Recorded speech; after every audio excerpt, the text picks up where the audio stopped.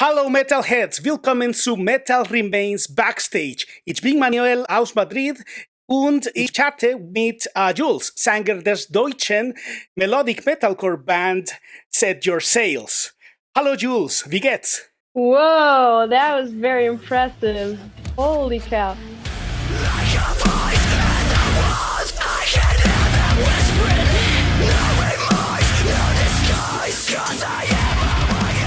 I'm good, man. Thank you so much. Mir geht es gut.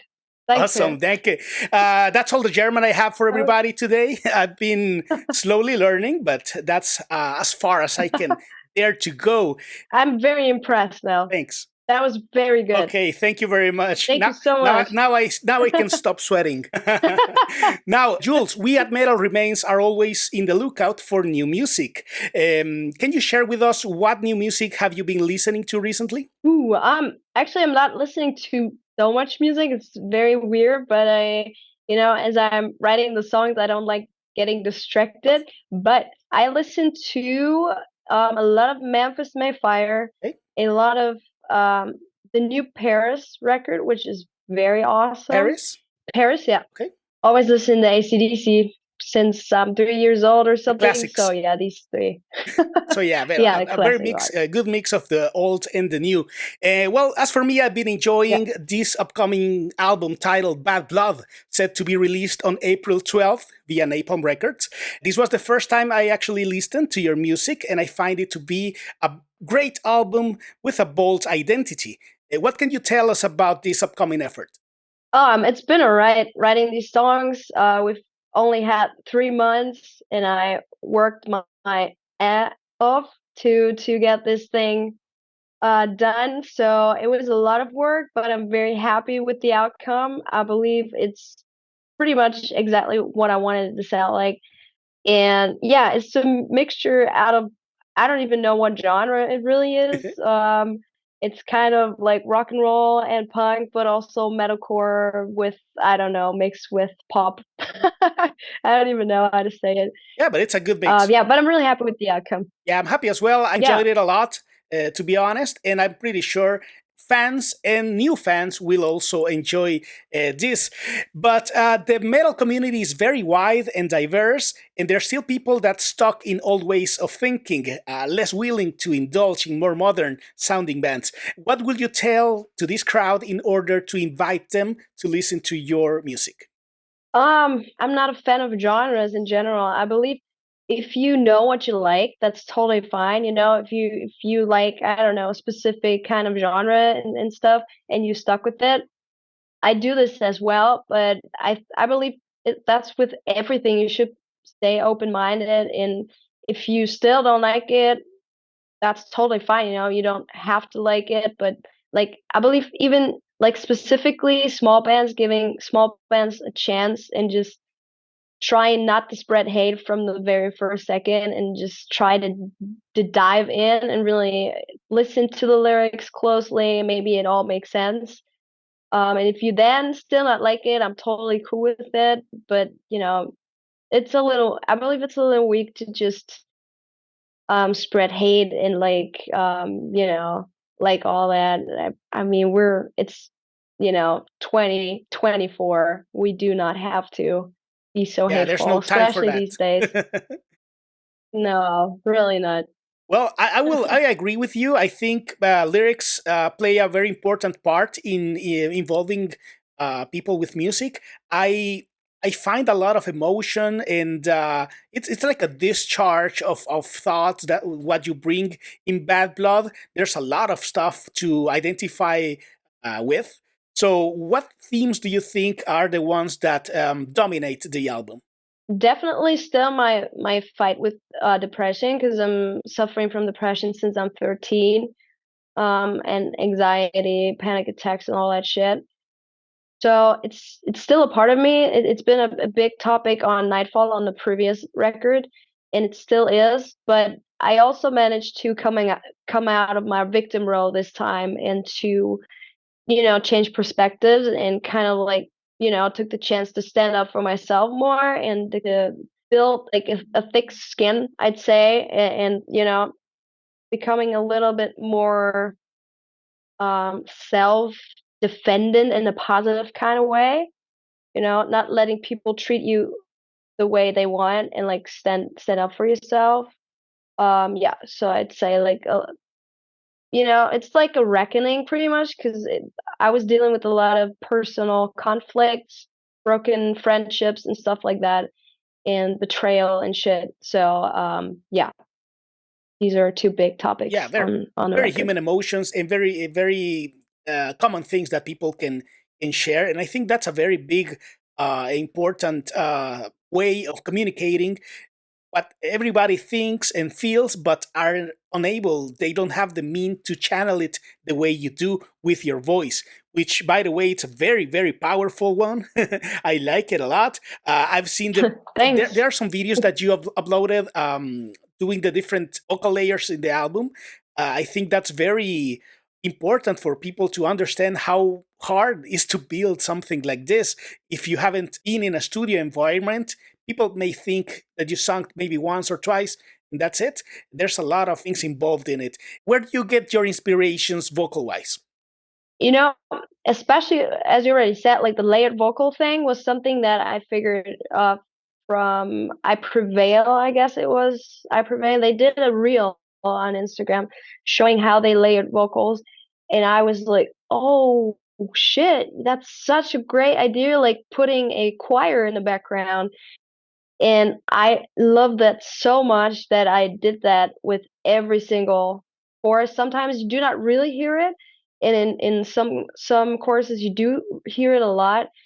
But I always like putting a lot of layers, like doing a lot of harmonies, and I did that on the previous record a lot. But this time, I wanted to make the vocals really um create the sound of the entire instrumental somehow, like, Like to that be was a very part of the important. score And of the sound. yeah, exactly, like rather than choosing synthesizers and stuff or put another guitar layer on the record, like rather supporting the main vocals with more harmonies and choirs in the background. And I love that so much that we stick with it and did that with every chorus. And also there are a couple of collaborations in the album, with other artists that are taking part of that. So I invite you to listen to the singles while we wait for the album to be released.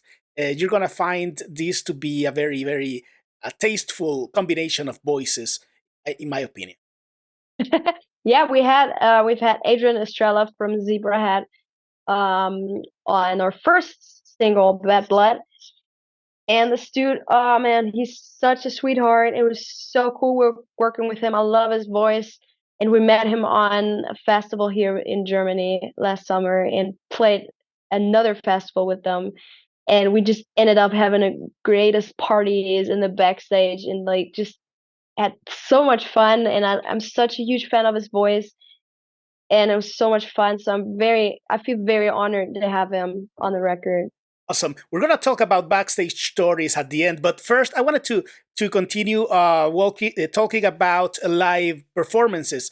What's coming for Set Your Sails this summer and afterwards to promote this album? So we're having our first co-headliner tour coming up, starting by I believe it's the release date of the record. It's April 12th. 12th. So we're starting our first co-headliner tour. Very important for us as a smaller band to sell our own tickets, and then we have a bunch of festivals coming up, and then by the mid summer we're gonna release some more dates, which I cannot give away now, but there's a lot of shows coming up. We have a great set. We have, a great show. We have fire chats. We have a lot of pyro. We have light shows. We have an acoustic song. We have, I don't know, man, everything. Awesome. Um, So we upgraded our set, definitely. Great. Yeah. So, well, no confirmation yet, but there's still hope for Spanish fans to check out some of Set Your Sails new music the rest of the year, right? Yeah, you should stick to our Instagram and check there Great. every now and then. Awesome. And what about Latin America or North America? Do you have any plans to be there anytime soon? Unfortunately, not yet. No, it's a lot of stuff that comes with it, and as I already said, we're not a big band, so there's a lot of financial risk, and yeah, but we really want to play there, but yeah, it's gonna take some more preparation Yeah, and stuff for I'm that. sure you're going to get there. You have a very good proposal to the world. I think that fans of Set Your Sails are very passionate about your songs when once they know them and they hit them. What, in your opinion, makes your music resonate so well with these people? The honesty, I'd say it's and I never not once wrote a song because people would expect it to be in a specific way or something like that. It's always 100% authentic. The lyrics are 100% out of my life. It's almost like giving away my diary or something, which is very scary sometimes. But I believe because of that fact that it's so out of my life that people can connect with it, and that's what people say to me. I have a lot of people coming up to the merch table after the show crying, even saying that they can know identify with the song so much that I am so shocked still, because I write these songs in my at home. It's so weird. So yeah, I'd say the honesty. It's like a diary, Yeah, I pretty think much. something so personal can be very powerful when sharing is shared, because not everybody have, as I mentioned before, has that way of exteriorizing what they feel the way you do with your songs. So congratulations on that. And to wrap up this chat, Jules, can you share with us one of your favorite backstage moments? Ooh, man. Ah, yeah, I need to think about that. Well, definitely. Um, okay, I'm gonna go with, as I already said, Adrian Estrella, because I'm gonna go with two. Okay, Okay, good. so the first one is gonna be Adrian Estrella because we played this festival last year with Superhead, and we were sound checking, and Adrian was the only one standing in the crowd area. He was like this, crossing arms, listening to it. And then like after I don't know, 1 minute or something, he was like doing this, Yeah. and then he was like dancing around a little, and he was like, "Whoa!" And then after that, after sound check, he walked up to me and he was like, "I don't know who the fuck you are, but this was fucking great. Who the fuck are you? We need to get in touch." Definitely, I love it. That was so cool, and he was totally on fire, and I was like, whoa, that like you are saying something like that to me? I mean, I'm just it's just me, chill. And he was all over the band. He stood side stage our entire set, and he was like, yeah, that's rocking. And then we played another festival a couple, I believe, a week after or something. And it was like meeting an old friend. He gave us hugs. He's like, "How you doing, guys? Let's go have a party backstage and like just chill and talk." And such a awesome supporting guy, is unbelievable. He was very cute with our bassist Nikolai. They were cuddling in the backstage. They're like, all right, they're best friends already. Yeah, that's what happens So yeah, backstage. that was very cute. Very good, very good. Yeah, man. Yeah, that was very cool. And the second one is gonna be Summer Breeze, also last year. I'm a huge Beartooth fan since record one, since day one. So really since I don't know when the first record came out, like 10 years, 15 years ago, I don't know. Um, so this guy has given me the inspiration to do heavy music to actually shout, because he was the first one I've listened to who was actually shouting, not doing like fry screaming or something like the choir screams. He was actually shouting, and he really got me into it. And we played another festival with them back in, I don't know, a couple years ago. But we played Summer Breeze this exact same day as they did, and they were walking backstage. So you have to imagine I'm walking there like at the where everybody Mhm. eats, you know. So we would sit there, Set You Sail, small band sitting there eating. There was like Trivium walking by, sitting next to us eating. Bear 2 sitting next to us eating. We also ate next to Bullet for My Valentine. I don't know, you name it. Like all these bands. I was just eating, and I looked around, and I was like, "What is going on?" You know, I like we're just sitting here eating like between all these awesome musicians. Like it's totally normal. We're just hanging out here. It's Yeah. completely normal.